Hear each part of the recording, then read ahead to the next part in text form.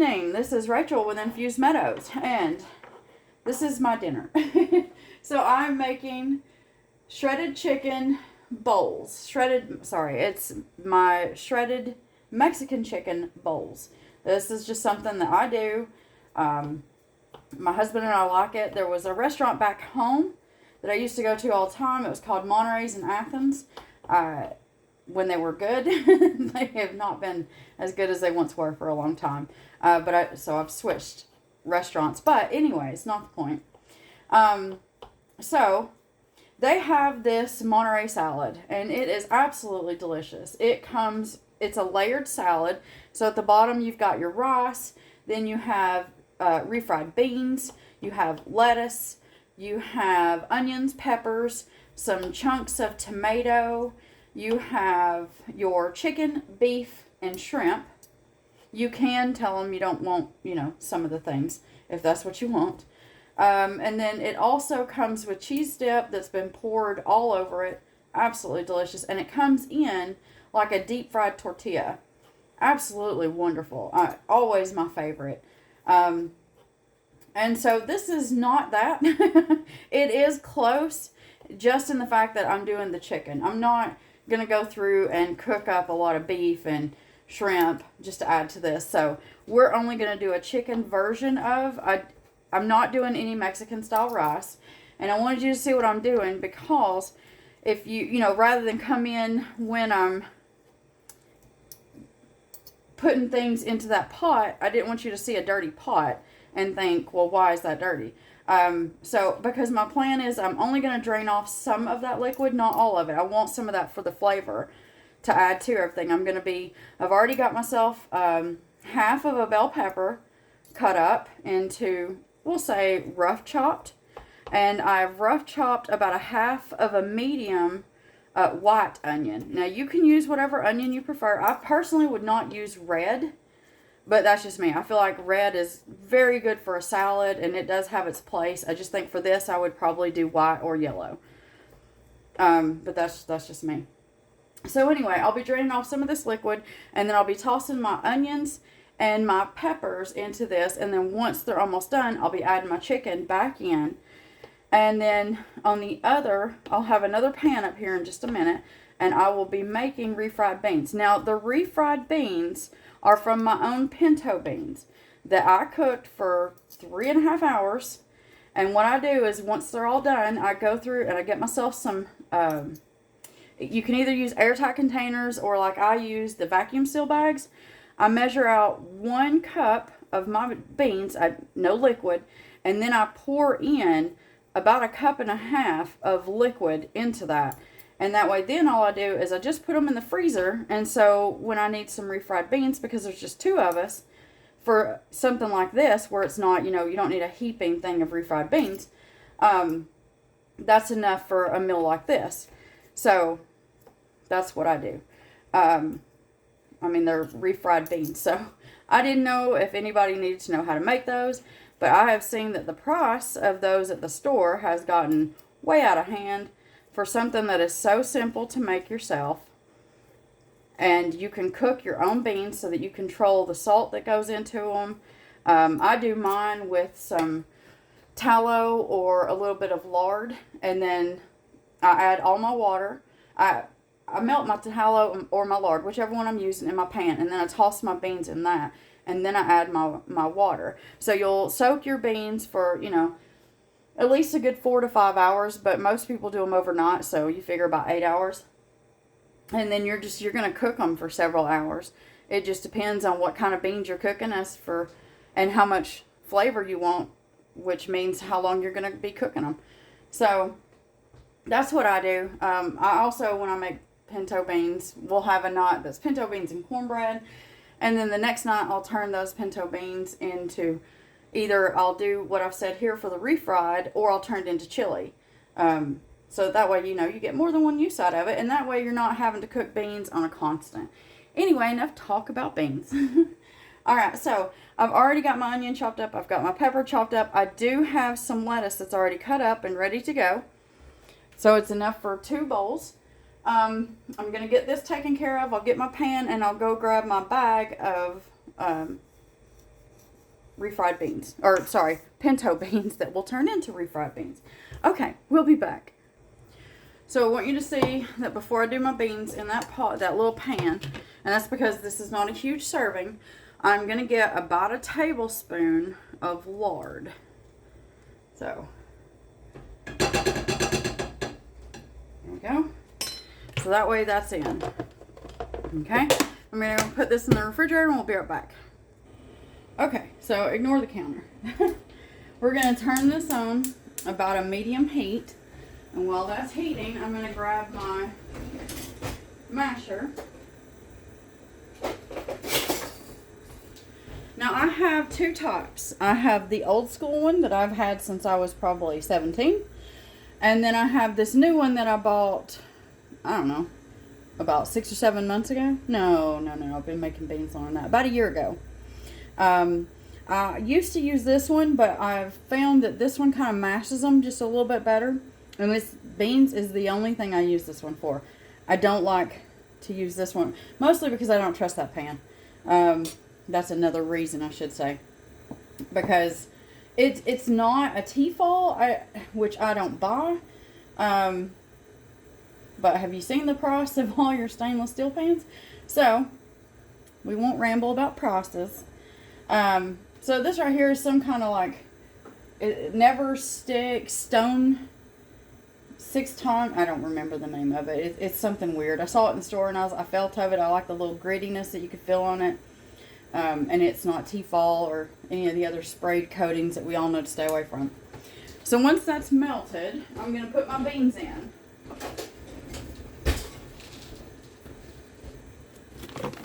Excuse my arm.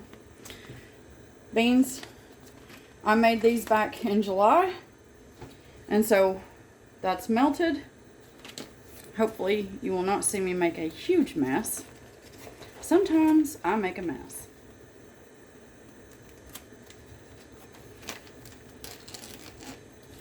So these come with I can't talk.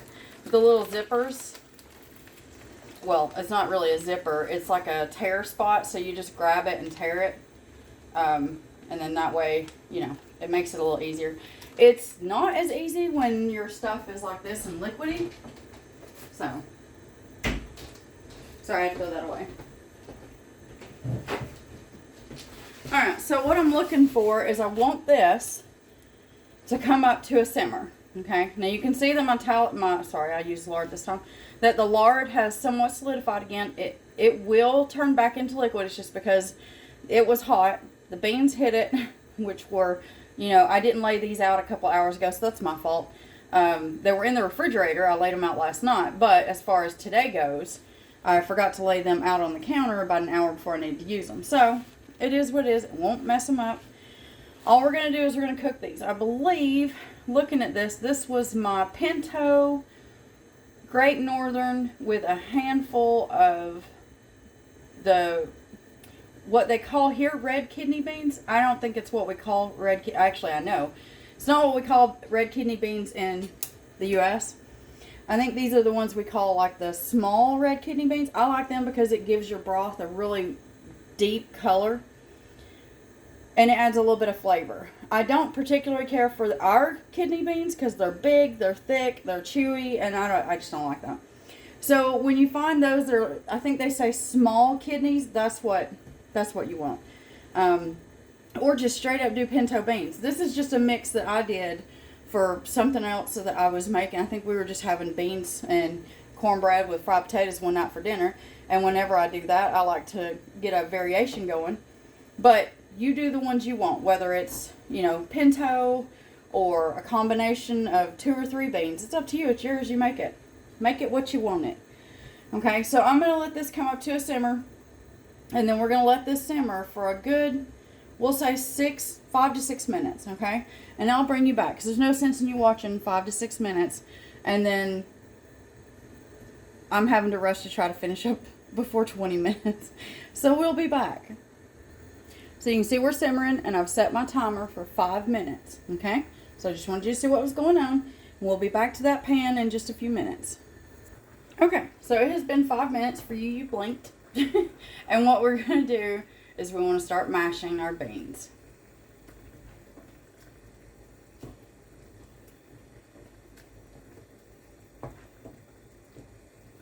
This will also help thicken all this up. So make sure that you mash them really good.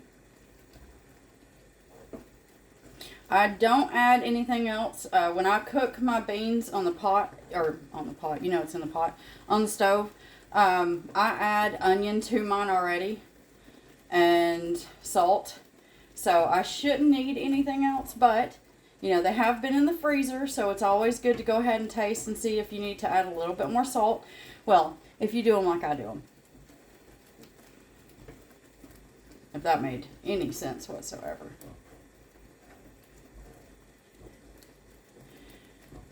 So because this is the, you know, plastic, you don't have to worry about if you drag it. I am going to turn that down a little bit because now it's getting thicker and it's starting to bubble everywhere. Which is fine. I will clean that backboard. But, you know, still, if I can prevent a big mess, I will do so. Okay, so you're just going to keep mashing until it looks like you have no more solid beans left. Once you reach that, you're going to let these continue to simmer until you get them as thick as you want them. Okay, so if you want your spoon to stand up in them, it's going to take you a few minutes. If you're good with them close to this consistency right here, then, you know, another maybe 2 minutes of simmering. You'll see a little bit of browning happening around the edges, and you should be good. Good to go and done. All right. So that's all you have to do for your refried beans. Now I'm fixing to turn this on, but I'm going to pause so I can get this put in the sink and get my other stuff, and we'll be right back. Okay, so I've turned this pan on, and this one is still on basically a low because I don't want it, you know, to start boiling on me. And I'm sorry you're so far back there. I will move you in just a minute. But you can see how they're starting to stick to the spatula, so they are already thickening up. And I'm just going to, let these continue to thicken. And then in a bit, you'll want to taste those. So I have a spoon here that had some seasoning that I sprinkled on. I'll use that. Once that has melted the fat that was in here, because I used lard when I seared my chicken. So, same thing, because it's set for just long enough to where it's solidified. Once that's melted, I'm going to go in with this right here. I've already cut up onions and peppers. So I'm using yellow bell today, and then onion. So I've got, we'll say, about a half a cup of onion and about a half a cup of pepper. But you do whatever you want with yours. It's yours. So, make it yours. If you don't like bell pepper, don't use it. Use jalapenos if you want to. Or Scotch bonnets, or Carolina Reapers, or habaneros. It's yours. Do with it as you will. And I'm not worried about this going from there to there, because it will all go into the exact same bowl.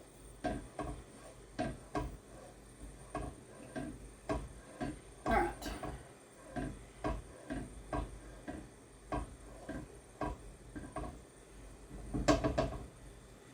So I want this to start simmering just a little.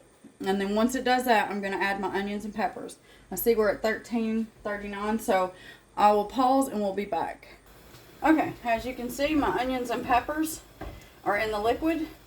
And I'm going to basically, it's the same as sauteing them. I'm just doing it in some very flavorful liquid. And I want to do this until I notice that the peppers should be soft and my onions will be translucent. Okay? So once those are translucent, the peppers are soft, so my beans are done. You can see how nice and thick that is. I'm happy with that. I'm going to go ahead and turn the heat off to them so that way they're good to go. Okay. Back to these. It's fine. That little bit of beans is not going to hurt anything. As a matter of fact, if it does anything, it'll help thicken some of that broth up. But that broth is going to disappear when we add our chicken. Okay? Once this chicken goes in, that's gone. That chicken will soak that right up.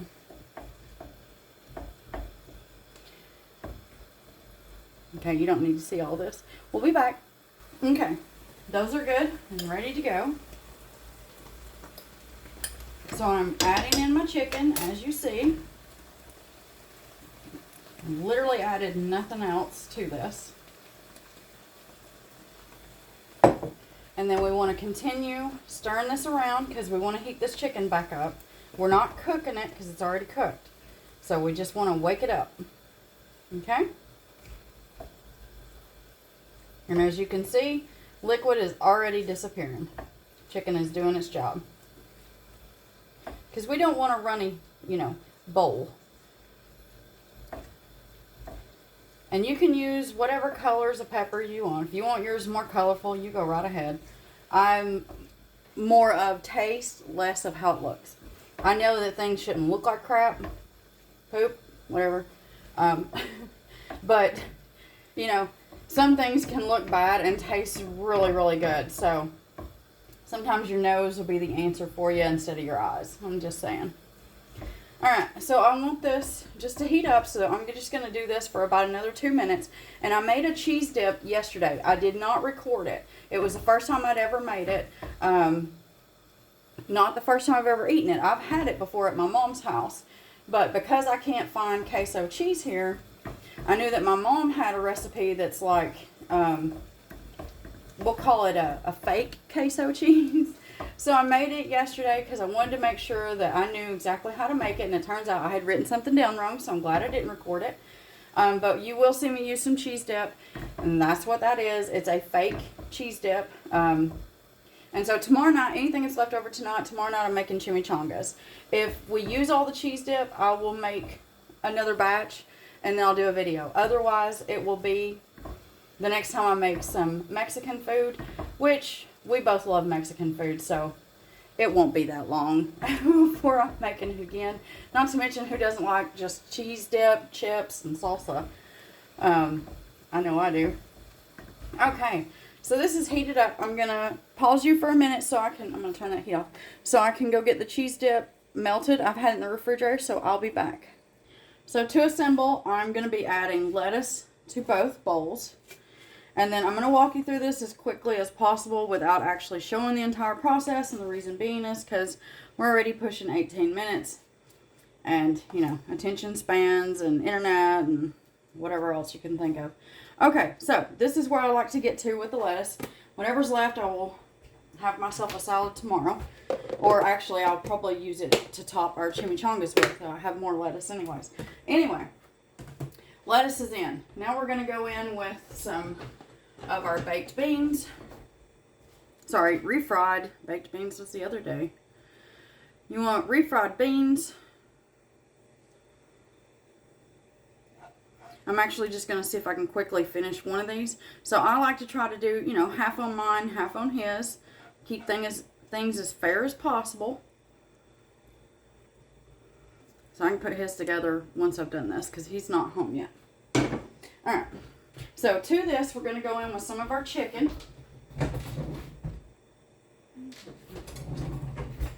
Sorry, I washed my tongs and they weren't where I needed them. So, chicken.